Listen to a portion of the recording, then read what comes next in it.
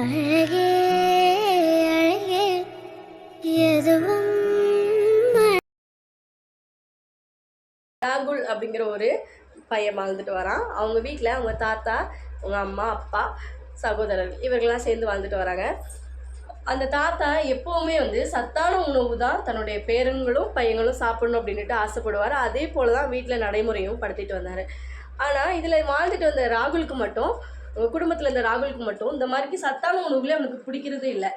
அவன் எப்போவுமே எப்படி சாப்பிடணும்னு ஆசைப்பட்டானா, பீஸா, பர்கர், சாண்ட்விச், அப்புறம் வெரைட்டி ரைஸ், அப்புறமா சிக்கன் ரைஸ், அந்த மாதிரி இந்த மாதிரி ஐட்டங்கள்லாம் சாப்பிடணும்னு நினச்சா. அப்போது தாத்தா அடிக்கடி சொல்லுவாங்க, தம்பி இது மாதிரிக்கே சாப்பிடாத, அது உன்னுடைய உடம்புக்கு ரொம்பவே கேடு. எப்போவாவது ஒரு நாள் நீ சாப்பிட்டா அது வேற, நீ தினமும் இதையே சாப்பிட்ட அப்படின்னா அது உன்னோட உடலுக்கு நல்லதில்லை அப்படின்னு சொல்லிட்டு அடிக்கடி சொல்லுவாங்க. ஆனால் இந்த ராகுல் அவங்க தாத்தா பேச்சு ஒரு பெருசாகவே மதிக்கவே மாட்டான். எப்போவுமே அவன் பசியே இல்லை அப்படின்னாலுமே கரெக்டான டைமுக்கு காலை, மதியம், இரவு அப்படிங்கிற மாதிரி கரெக்டான டைமுக்கு ஏதாவது ஒன்று ஆர்டர் போட்டு சாப்பிட்றோம். இப்படி அடிக்கடி பண்ணிக்கிட்டு இருக்கும்போது ஒரு நாள் அவனுக்கு வயிறு வலி அதிகமாகிடுச்சு. அப்போ பயங்கர அழுக.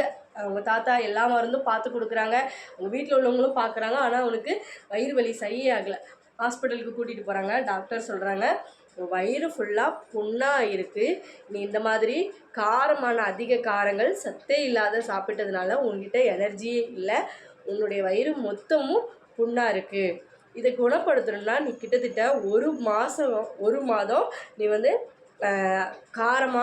காரமே சாப்பிடவே கூடாது, உப்பு சாப்பிடக்கூடாது.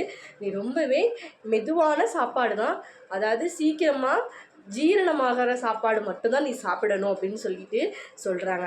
ருசிக்காக சாப்பிடணும்னு நினச்சனா உன் வயிறு இன்னும் ரொம்பவே பாதிப்படைஞ்சிடும். அது ரொம்பவே பெரிய விபரீதத்தில் கொண்டு விட்டுரும் அப்படின்னு சொல்லிட்டு டாக்டர் சொல்லையும் அவனுக்கு என்ன சொல்கிறதுனே சரிங்க டாக்டர் அப்படின்னு சொல்லிட்டு கேட்டுட்டு வராங்க. வீட்டுக்கு வந்தோடனே அவனுக்கு ரொம்பவே ருசியே இல்லாத சாப்பாடு மட்டும்தான் அவங்க அம்மா செஞ்சு கொடுக்குறாங்க.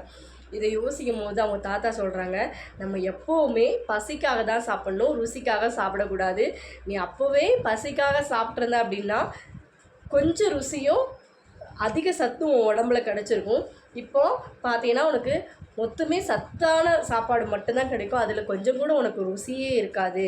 நீயும் வீட்டில் இருக்க எல்லாரையும் போல் சாப்பிட்ருந்தேன்னா இன்னைக்கு உனக்கு இந்த ஒரு மாதம் இந்த கஷ்டமான சூழ்நிலை உனக்கு கிடச்சிருக்காது.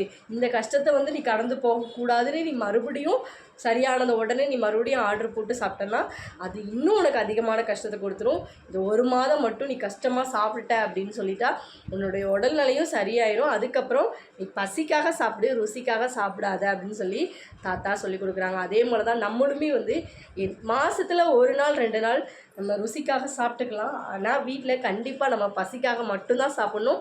குழந்தைங்களுக்கும் சத்தான ஆகாரம் மட்டும்தான் நம்ம கொடுக்கணும். நம்மளும் ஹெல்த்தியாக இருந்தால் மட்டும்தான் நம்ம குழந்தைங்கள நம்ம ஹெல்த்தியாக பார்க்க முடியும். இனிமே ஃபாஸ்ட் ஃபுட் அதிகமாக சாப்பிடாதீங்க. நம்ம சாப்பிடாமல் கண்டிப்பாக இருக்கவே முடியாது. ஏதோ ஒரு நாள் நம்ம சாப்பிட்டா தப்பு இல்லை, எல்லா நாளும் சாப்பிட்டா அது நம்ம உடம்புக்கு கெடுதல் தான். அடுத்து ஒரு பழமொழியோட ஒரு கதையில் பார்க்கலாம். மறக்காமல் இந்த மாதிரி கதைகளை பார்க்க நம்ம சேனலை சப்ஸ்கிரைப் பண்ணி வச்சுக்கோங்க. நெக்ஸ்ட்டு ஒரு வீடியோவில் பார்க்கலாம்.